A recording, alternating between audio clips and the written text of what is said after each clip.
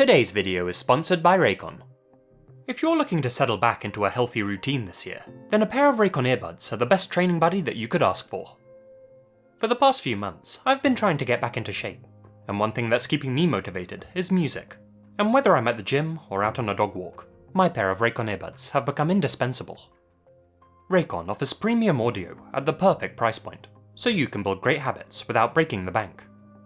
They sound just as amazing as any other top audio brands on the market, and start at just half the price. Now let's talk features. Raycon earbuds let you seamlessly switch between 3 customizable sound profiles. Pure Sound, the perfect choice for podcasts and YouTube videos. Balance Sound, for warmth and depth. And Bass Sound, for whenever you want to work out to some hip-hop. Raycons are sweat and water resistant, and stay in place no matter what. Ready to buy something small with a big impact? Click the link in my description box, or go to buyraycon.com/masquerade to get 15% off your Raycon purchase. Grab your pair today and help support the channel. That's buyraycon.com/masquerade.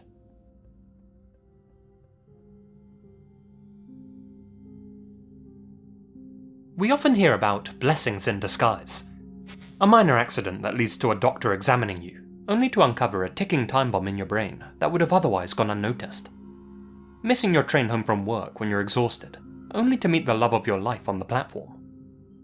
Such stories aren't uncommon, but it is rare to hear about curses in disguise, seemingly positive events or encounters that actually lead to our own ruination. For example, did you know that winning the lottery dramatically increases your odds of being murdered by a stranger? By about 20 times according to some studies. And that's not necessarily because of the money itself, but because of what it buys you. Today, we'll be exploring the case of one such lucky individual. Karina Holmer, a young Swedish woman who had no idea her prize winnings would buy her a first-class ticket to a terrible fate. 19-year-old Karina was a kind-hearted, adventurous spirit, described by those who knew her as the sweetest, kindest person. Born and raised in a small village in Skillingard, this young Swede had big dreams of leaving her homeland and exploring the world while she was still young. In 1996, Lady Luck smiled on Karina when she won the equivalent of $1,500 on a lotto scratch card. Not the biggest jackpot, but enough to make a huge difference in her life. With some newfound cash in her pocket, Karina was finally able to make her dreams a reality. In March of that same year, she caught a plane from Sweden to the US, ready to begin a new and exciting chapter in her life. But as we all know, fate can have a cruel sense of humour. And despite her seemingly serendipitous lottery win, Karina's good fortune would soon turn sour. After arriving in the States, Karina chose to settle in Boston, Massachusetts, and quickly found work as an au pair in the affluent suburb of Dover. Her employers were Frank Rapp, a commercial photographer, and Susan Nichter, a prominent painter. Karina spent most of her weekdays taking care of their 2 children, whilst the couple got on with their creative work. The weekends, however, were hers to spend as she wished. Being a friendly and outgoing person, it didn't take Karina long to form a close network of friends with whom she would often socialise with in the evenings. She even began diving into the Boston dating scene, and had a couple of admittedly short-lived relationships with a local policeman and a man from the south of the city. All that's to say, Karina had quickly settled into her life in the US, and had become comfortable and familiar with her new surroundings. On Friday, June 20th, 1996, Karina and 3 of her new friends went to Zanzibar, a trendy night spot in downtown Boston, hoping to enjoy a night of drinking and dancing. The group, who were all mostly nannies from overseas as well, met up at Karina's loft. I say Karina's. The lot actually belonged to her employer, Frank, who let her use it during the weekends. A private space for her to enjoy on her days off, away from the children whom she had to take care of the rest of the week. Located on A Street in the South End, it also happened to be very close to Boston's nightlife district. Karina got dressed up in her favourite skin-tight, silver-coloured trousers, and after enjoying a few drinks with her friends at the loft, the group stumbled to nearby Zanzibar on Boylston Place. Karina's mature appearance, confident demeanour, and fake ID meant she had little trouble getting inside the club. But cheating her way into Zanzibar would prove to be the biggest mistake of this 19-year-old's young life. By all accounts, the group had a fun night inside the bar, socialising, dancing, and consuming a lot of cocktails. So many, in fact, that it wasn't till closing time that they all realised Karina was no longer with them. At some point during the evening, she must have left without saying goodbye.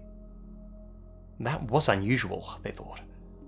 Still, this was 1996, and they had no way to contact her. They thought little of it, and figured that she had just gotten tired. Her loft was within walking distance after all. After exiting Zanzibar, they all went their separate ways, back to their own apartments. Nobody heard from Karina for the next 30 hours.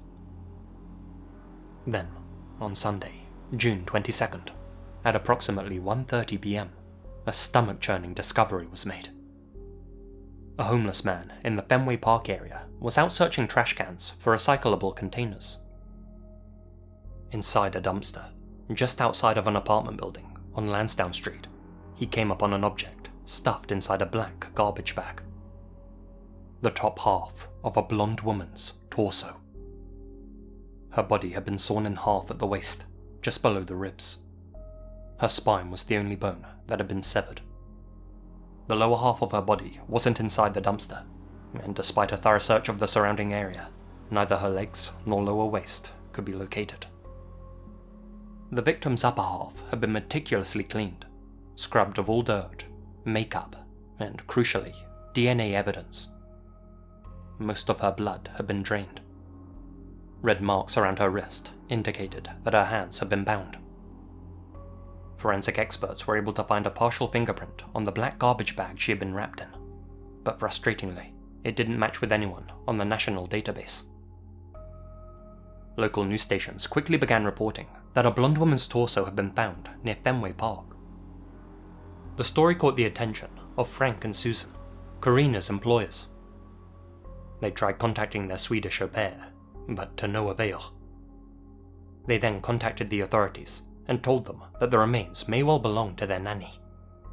And unfortunately, they were right.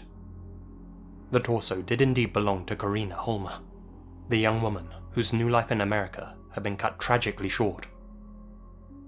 Karina's family back in Sweden were immediately informed of their daughter's demise, and an investigation into her slaying quickly began. After a thorough examination, the coroner was able to determine that Karina had been strangled with a rope or a cord prior to being cut in two, probably by someone using a power saw. This information led detectives to consider two possibilities. One, that Karina had been slain by an opportunistic serial killer, one who liked to kill with a rope rather than his hands. Or two, that Karina had accidentally been killed after going to bed with someone. Specifically, a person who liked to use bondage equipment. Then, after realizing he had strangled Karina during their session, that individual panicked, and using a saw, sliced the poor woman in half, either believing it would make her easier to dispose of, or wanting to eliminate some crucial DNA evidence from her lower half. The first order of business for detectives was determining whether the perp was someone Karina knew, or whether it was a stranger. To do that, they'd need to retrace Karina's last known movements from that fateful Friday night. But that would prove to be more challenging than anyone anticipated. Karina's friends and all of the other bar patrons seemed to have conflicting stories about her departure from Zanzibar, making it nearly impossible for detectives to figure out how, and more crucially whom, she had left with. One of her friends recalled seeing a very intoxicated Karina stepping out of Zanzibar at approximately 3 AM, accompanied by an older man whom she had never seen before. According to this friend, Karina said that she was going to an after-party with this unknown male. A second patron said that Karina had actually fallen asleep inside the venue's bathroom and was subsequently kicked out by a bouncer. A third recalled seeing her exit by herself sometime between 2 and 3 AM. All we know for certain is that after leaving, Karina tried to re-enter the bar, but was turned away because it was almost closing time. After being denied re-entry, multiple eyewitnesses reported seeing a girl in silver pants, quote, bouncing around an alleyway close to the venue, dancing with a homeless man and complaining that her friends had abandoned her. After that, her movements become hazy again. One witness claims to have seen her talking with 4 men inside a parked car. These men were apparently inviting her to another party. A final witness, a man who had accompanied Karina and her friends to Zanzibar, claims to have spotted her sitting in a grey Mitsubishi with 2 other men as everyone filed out of the closed venue. Apparently, he even leaned in through an open window and told her, "Let's go. You came with us. We're leaving." One of the unknown males in the vehicle responded, "Get away from the car, you little bitch, or I'll crush your fucking head."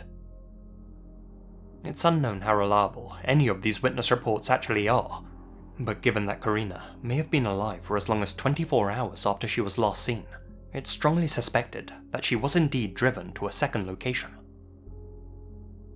With so many different versions of Karina's final movements, told by witnesses whose memories were admittedly a little foggy, it was impossible to build an accurate timeline of events. As such, investigators turned to the most credible witnesses at the scene, the ones with perfect recall: Zanzibar's security cameras.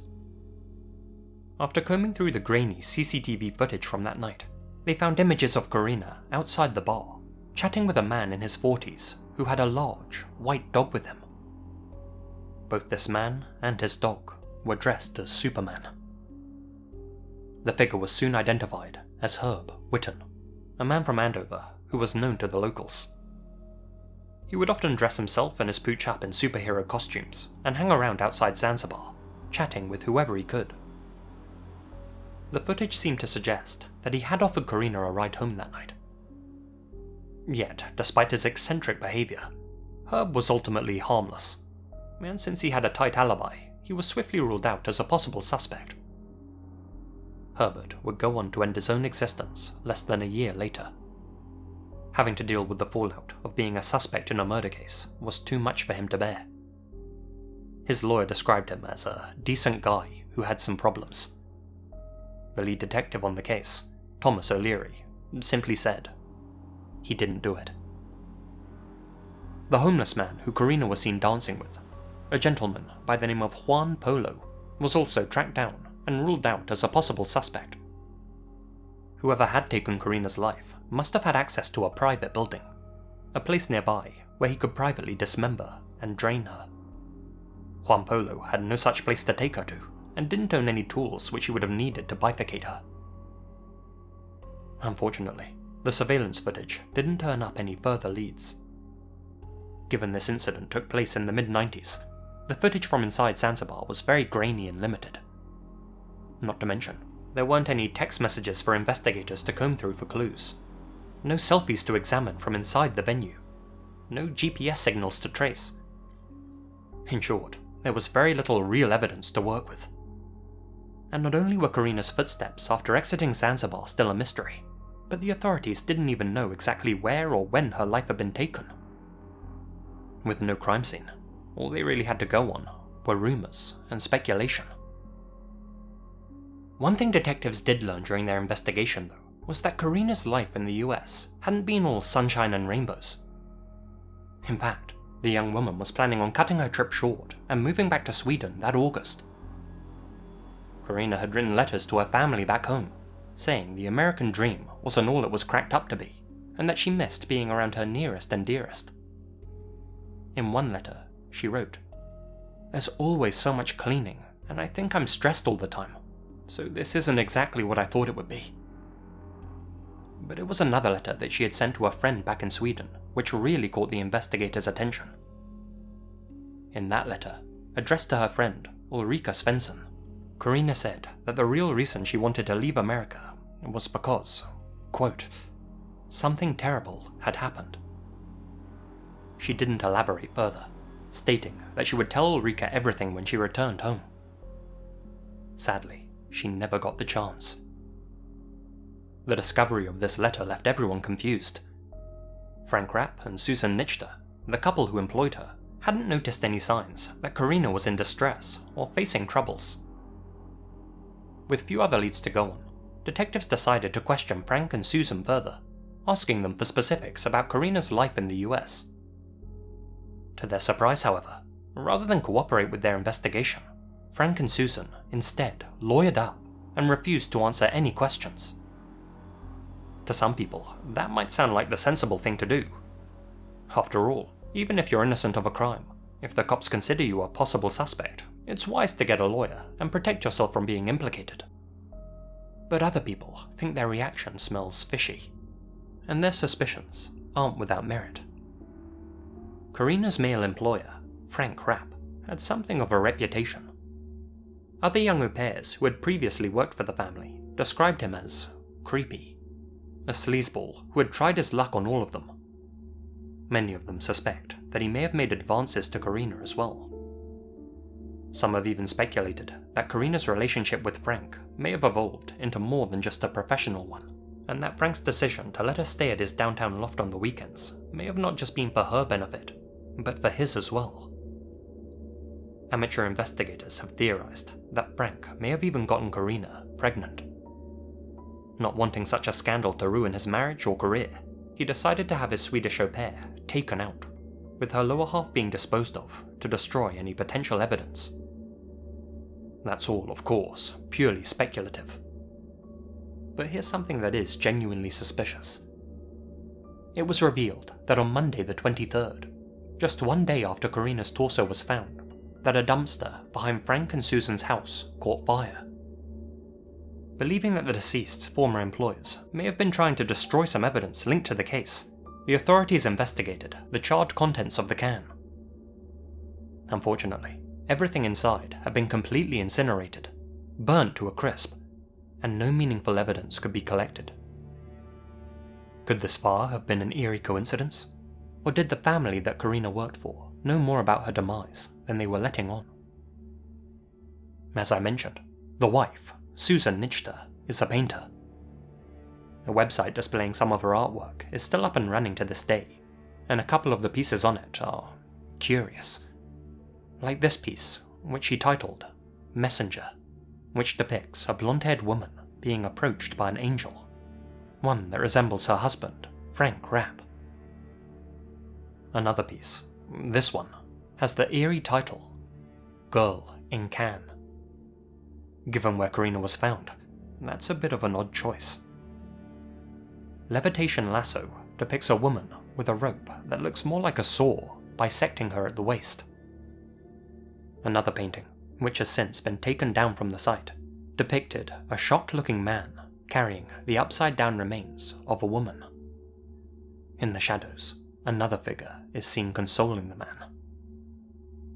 Now, Susan may have simply been drawing inspiration from her late employee's story, and these paintings shouldn't be taken as some sort of admission of guilt, but the parallels between these paintings and the case are, at the least, disturbing. It's important to note that neither Frank nor Susan have ever been formally charged in connection with Karina's slaying. The final suspect that web sleuths like to bring up is Karina's former boyfriend, the aforementioned Boston cop. From what I can gather, the authorities did look into this man and determined that he wasn't a suspect. But it is worth noting that Boston PD were notoriously corrupt in the 90s. Could they simply have been protecting one of their own? A jaded ex-partner of Karina's who wanted revenge. One who could hide behind his badge. With no details about him online, it's hard to say one way or the other. Sadly, like so many cases from this pre-internet era, or at least the era before the internet truly took off, there's just very little information available, and even less people discussing it. And just like with so many other cases, without any real evidence to work with, Karina's case didn't just go cold. It froze over. We're no closer to knowing who took this young woman's life now than we were 27 years ago. And in the place of answers, we're left with a plethora of questions. When exactly did Karina leave Zanzibar, and who did she exit with? Where was she taken to, and who had taken her? Where was the crime scene, and how long had she been kept alive before she was cut in half? What was the terrible thing that Karina alluded to in her letter that she wrote to her friend? Did anyone in her life know more than they were letting on? Karina Holmer came to the United States with big dreams, but what was supposed to be a new chapter in this young woman's life turned out to be its closing pages. And at least one person out there knows the truth, and is, in all likelihood, still walking free, with the knowledge of what it's like to saw a human being in half, locked away in his head. "It's as haunting today as it was back then, if not more so," said Boston prosecutor David Meir. "Because no one's come forward. Because whoever is responsible for this, whether it's one person or more than one person, has apparently not slipped up and said anything to anyone. And there's no crime scene. There's no ability to determine with any definite basis how she was killed, why she was killed, where she was killed, never mind who killed her." Today, 27 years later, Karina's killer remains unidentified, and the bottom half of her body still hasn't been found. Above the dumpster where Karina's torso was discovered, there now rests a sign, and although it's an official one, it almost comes off as a dark joke, left there by Karina's killer, and aimed at the investigators, who failed to catch him.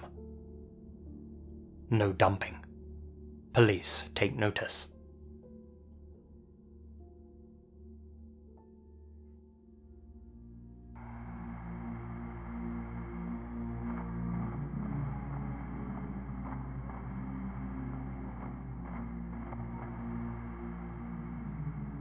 A huge shout out to all of my supporters here on YouTube and over on Patreon, especially my biggest supporters: TheOnlyDorita, TnSMOM, Xane, Taylor&Monica Gruenke, Philip Westre, Peter Lulgjuraj, Monica Mendoza, Mrs. Yvonne RANKIN, Leonardo Martinez, Ian Biluck, Hamish, Gina Valera, Connor Louthan, Colin Monsma, Chief Kochuake, Brad Hammer 33, Azrael Warakai, Asia Mina, Alex Greensall, SonicLeonNarcotic, PeytonTrolling, Itai Alon, Nefus 1988, and Lydia Ciummo. Thank you guys so much for your continued support. Until next time, guys. The devil's in the detail.